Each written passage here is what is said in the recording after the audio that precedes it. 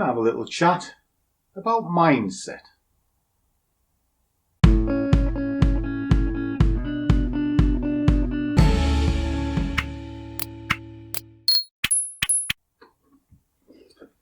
Hi, and a warm welcome to one and all. And for those of you who have not seen me before, my name is Langers, and I am the overgrown child that is the Scruffy Trader. No shock looking around my desk with the toys that's on it. What I'm trying to do is kind of inspire you in your own trading, maybe show you a trick or two along the way. So if that sounds good, please share the videos, click the little subscribe button, it genuinely helps. And we'll have a chat over a nice cup of coffee. Now today, I think is a real subject that needs to be discussed. And it's not a sexy subject, because the first messages I ever get whenever I crack up my screens first thing in the morning is, show me the money. Just show me what you do and I'll be fine. It's not as simple as that. It really isn't. And trading is simple. You could use the simplest system in the world, Golden Cross system. And all the Golden Cross and the Death Cross system is very simple. It's a 50 passing over a 200. If it's on the upside, Golden Cross. If it's on the downside, it's Death Cross. And you hold it till the cross is back over. Moving average crossover system. There's nothing wrong with it. You know, it's a good long-term strategy. And it's been around forever. So the actual technical side of trading is easy. No way! It really is. But the mindset is what tells the difference between a losing trader and a winning trader. And it really is that simple. And you can read as many books as you like on technicals.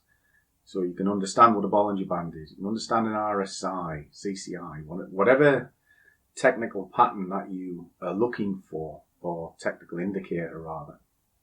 And then your support and resistance and the various candlestick patterns. You could read them all and understand them all. It may say you're going to win. It may say you're going to be successful. The successful traders are the ones that control the mindset. And that is something that only really experience and a little bit of guidance and mentorship can get you through. A book and a video here and there, I'll never do it. Experience. That is it. You know. And how do you build up the mindset? Well, that's the big question, isn't it? Because the industry is painted to be quick money. You know, buy this course, you're going to be on £1,000 a week. Of course you are. You know, I've turned 65 quid into £1 million. You ding dong! Yeah, of course you did. I'm not saying it can't be done, because it can. You know, I am by no means a millionaire, but I earn a living from it. And I earn a decent living from it. But did it happen overnight? No, it didn't. Not even close to overnight. I had an inside track because I had a good sized business to start with and I was used to dealing with bigger numbers. But I still had a problem with mindset. And I know you're now looking at this incredibly confused.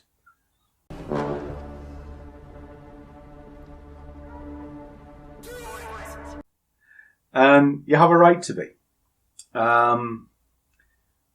Because this is triggered from a comment that I read this morning. And last week I did a video for the Scruffy Squad of the DNA of a trade. And I wanted to show them all of it. From the idea to the multi-time frame analysis to the execution of the trade and then the aftermath of that execution. Right through. Okay. And it was on a Friday, so it's a difficult day to trade. Because once you get into the latter part of Friday, you don't want to be holding these trades over a weekend. Well, I certainly don't anyway. And you see all the emotional roller coasters that goes on. And within it, there was a bit of drawdown. from a money point of view, it looked horrific. But from a technical point of view, it was well within the tolerances. It was only about 35 pips at best against me. And because I deal on hourly charts to get my trade IDs, 35 pips is not a big stop, not particularly.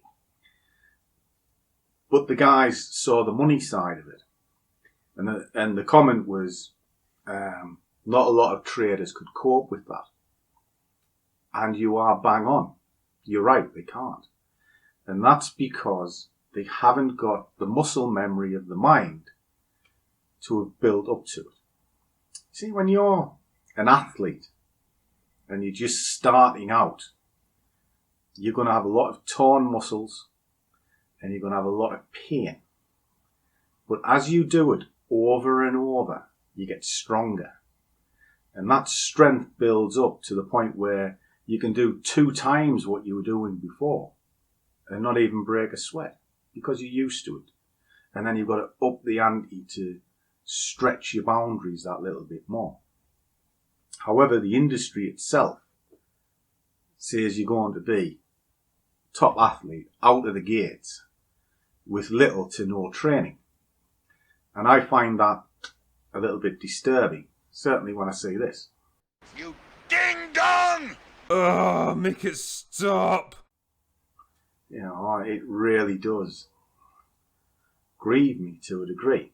I'm not saying you can't do it, and I'm not saying you can't make a living out trading, because you can. I'm living proof of it. I make my living from the markets, and people who personally know me will vouch for that. But it didn't happen overnight, you know, and as many know, I did have an inside track from dealing sort of trading in a different kind of way in a former life. And then when I became a day trader, I kind of had to reset my mind to the way a day trader worked. And that took a good year to 18 months to overcome. It was hard. It really was hard. And like most of you, I looked at the market with beer goggles. That's right. Dazzled. What you believe you're seeing and what's actually happening, 2 different things.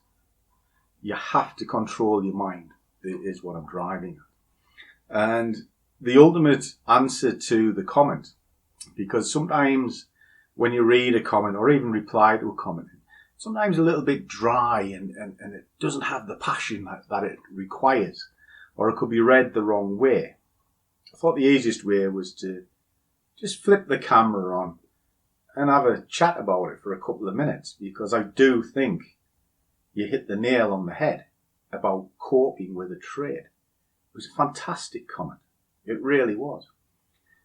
And if you're going to take some advice from this video, it's this.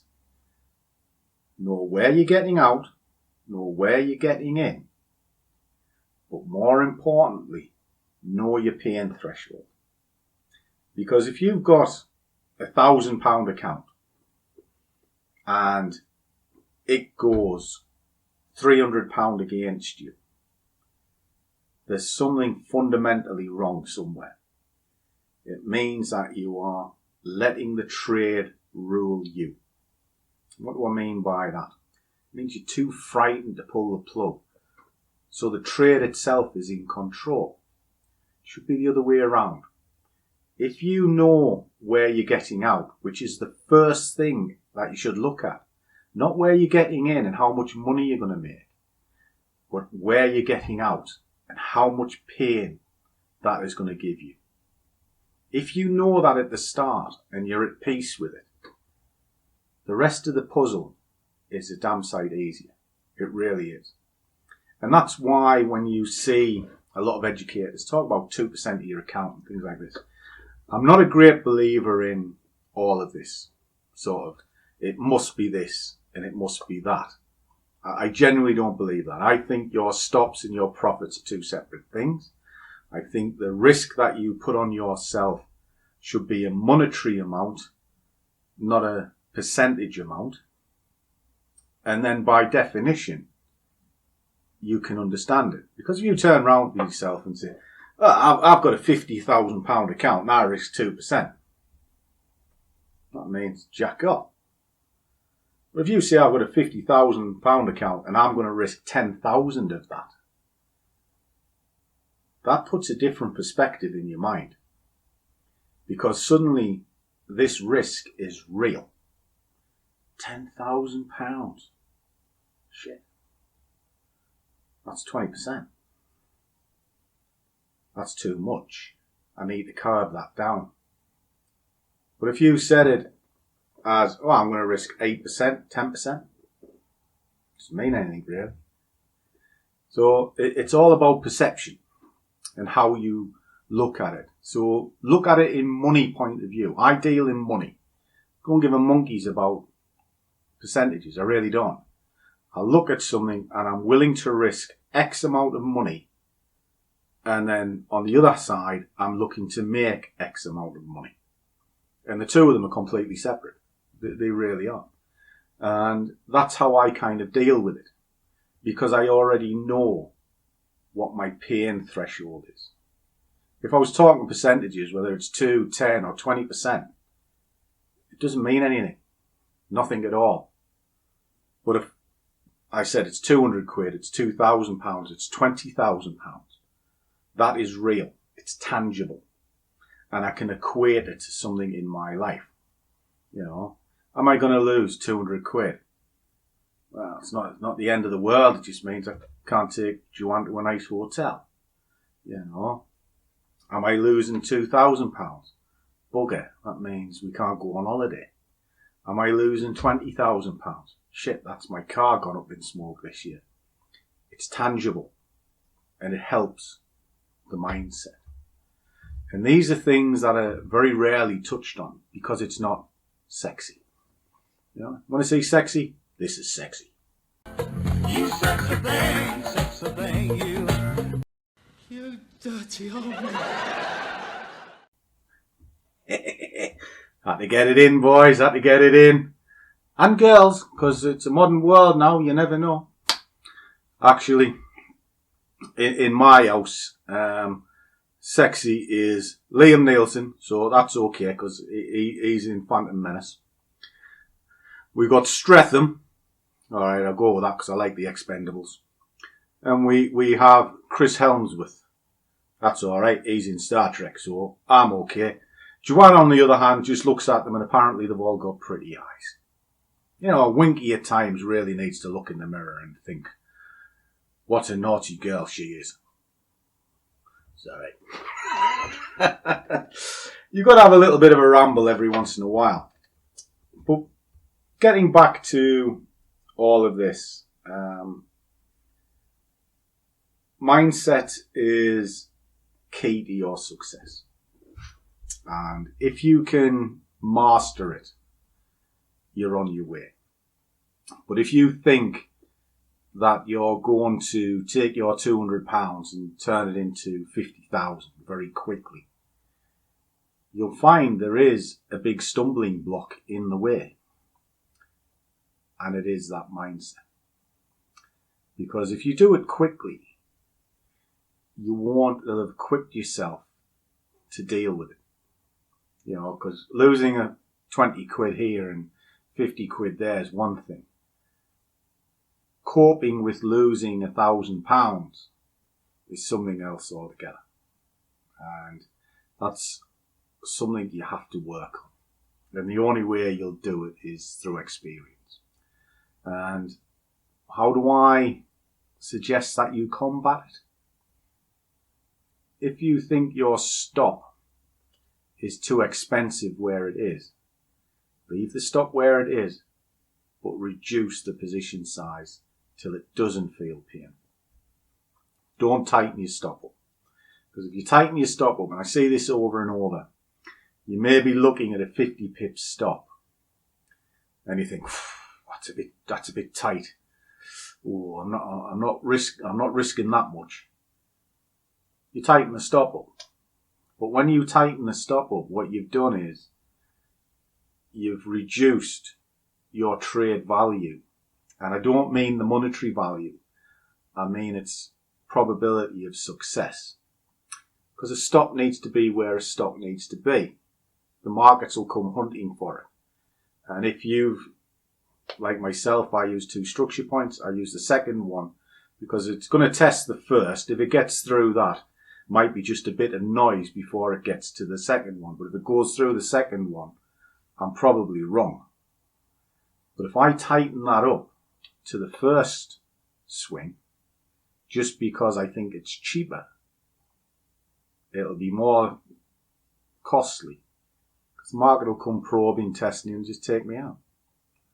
So I was better off reducing the position size and leaving the stop where it is. Hope that kind of makes sense. Anyway, I know it's a bit of a ramble, this one, but I just wanted to have a little chat in response to what I read. And that's my thought. The takeaway is less is more. If it's painful, lessen the load. Keep the trade process identical. Reduce the position size. Simple as that. And trading is simple. Remember that. Don't over-engineer it. Don't overcomplicate it. Keep it as simple as you can and you'll find your rewards are far better. And similar thing with your money management. Keep that simple as well. Look at it from a money point of view. Will that hurt the account? Yes. Then don't do it. Simple as that. Keep it binary. Yes or no. Will that hurt the account? No. Right, we'll go for it. And then work from there. So I hope that kind of makes sense. If you're stuck, by all means contact me. I'm at these screens every working day. And I answer every single comment that comes through. And you'll find any sort of contact details in the description below. And as always, guys, do what you love, and the money will follow. See you all in the next one.